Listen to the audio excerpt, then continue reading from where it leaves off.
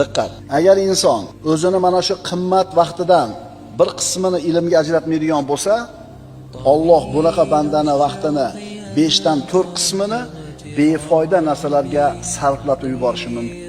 Mataris darsxonasi bor.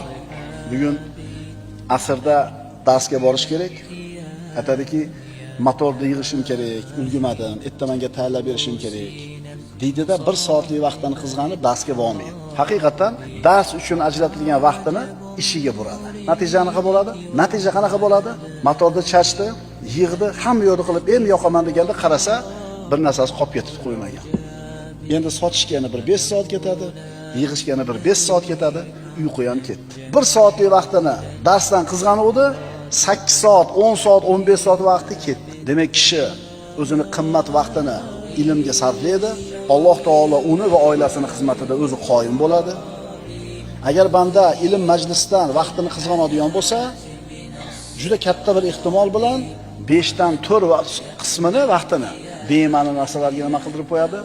Sarf qildirib qo'yadi.